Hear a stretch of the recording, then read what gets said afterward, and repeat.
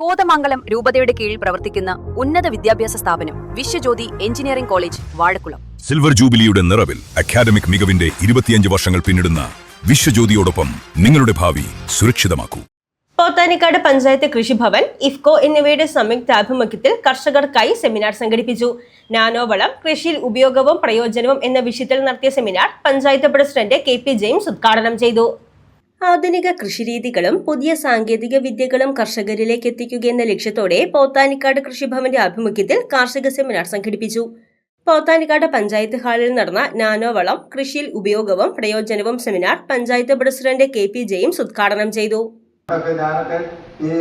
വേറെ പല ഓഫീസേഴ്സ് കൂടി ഇരുന്നപ്പോൾ ഇതുപോലെ കർഷകരെ പല ആവശ്യത്തിനും വിളിച്ചിട്ടുണ്ടെങ്കിലും ഇതുപോലെ കർഷകരുടെ ഒരു പ്രാതിനിധ്യം ഉണ്ടാകാറില്ല. പക്ഷേ ഈ കൃഷി ഓഫീസറായിട്ട് ഇവിടെ നമ്മുടെ ഈ ബോസ് വന്നതിന് ശേഷം ഏത് യോഗം കർഷകരെ വിളിച്ചാലും നല്ല രീതിയിലുള്ള പങ്കാളിത്തം ഇവിടെ ഉണ്ടാവാറുണ്ട്. പോത്താനിക്കാട് പഞ്ചായത്ത് കൃഷിഭവൻ, ഇഫ്കോ എന്നിവരുടെ സംയുക്ത ആഭിമുഖ്യത്തിലാണ് സെമിനാർ സംഘടിപ്പിച്ചത്. പരമ്പരാഗത രാസവളങ്ങൾക്ക് പകരമായി കുറഞ്ഞ ചെലവിൽ മികച്ച വിളവ് നൽകാൻ സഹായിക്കുന്ന നാനോ വളങ്ങളുടെ സാധ്യതകൾ സെമിനാറിൽ ചർച്ച ചെയ്തു.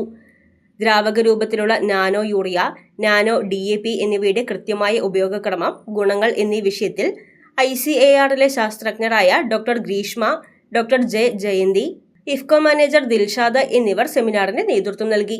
രാസവളങ്ങളുടെ അമിത ഉപയോഗം വഴിയുണ്ടാകുന്ന പാരിസ്ഥിതിക പ്രശ്നങ്ങൾ കുറയ്ക്കാനും മണ്ണിന്റെ സ്വാഭാവിക ഘടനയും സൂക്ഷ്മജീവികളെയും നിലനിർത്താനും നാനോ വളങ്ങൾ എങ്ങനെ സഹായിക്കുന്നുവെന്ന് ക്ലാസുകൾ നൽകി കർഷകർക്ക് ബോധവൽക്കരണം നടത്തി. കുറച്ചുകൂടി ക്ലിയർ ആയിട്ട് കാണിച്ചതാണ്. നെല്ലിന്റെ ആസിഡിന്റെ അഭാവം കണ്ടു കഴിഞ്ഞാൽ ഇങ്ങനെയാണ്. അതായത് ചുറ്റും എല്ലാം നടുക്ക് ഇതായിട്ട് കാണും. അതിന്റെ പ്രതിവിധി എന്ന് പറഞ്ഞാൽ കാൽസ്യം നൈട്രേറ്റ് ഉണ്ട്. കാൽസ്യം നൈട്രേറ്റ് സ്പ്രേ ചെയ്ത് കൊടുക്കുക. അത് ഏകദേശം ഒരു ഏക്കറിന് ഏകദേശം 100 കിലോ. അല്ലെ അത് ഇതാട്ടോ കുമാരം കാൽസ്യം നൈട്രേറ്റ് ഏകദേശം. കൃഷി ഓഫീസർ ബോസ് മത്തായി പദ്ധതി വിശദീകരണം നടത്തി. പഞ്ചായത്ത് വൈസ് പ്രസിഡന്റ് ലൂസി സന്തോഷ് അധ്യക്ഷത വഹിച്ച യോഗത്തിൽ ആരോഗ്യ വിദ്യാഭ്യാസ standing committee chairperson Mercy Biju, panchayat അംഗങ്ങളായ ജിജി അനീഷ്, സീന സജി, സാബു വർഗീസ്, കൃഷി അസിസ്റ്റന്റുമാരായ സുഹറ TM, ഷെറീന KP എന്നിവർ പ്രസംഗിച്ചു. News desk Muvattupuzha news. എന്റെ കാഴ്ചയ്ക്ക് ചില ബുദ്ധിമുട്ടുകൾ അനുഭവപ്പെടാൻ തുടങ്ങിയത് ഈയിടെയാ. ആദ്യം ടെൻഷനായി. മകളാ പറഞ്ഞത് അഹല്യയിൽ പോകാൻ.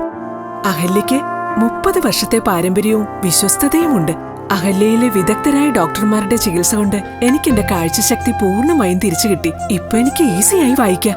നേത്ര സംരക്ഷണത്തിന് നമ്മുടെ Ahalya. Ahalya foundation eye hospital, കേരളത്തിൽ എല്ലായിടത്തും.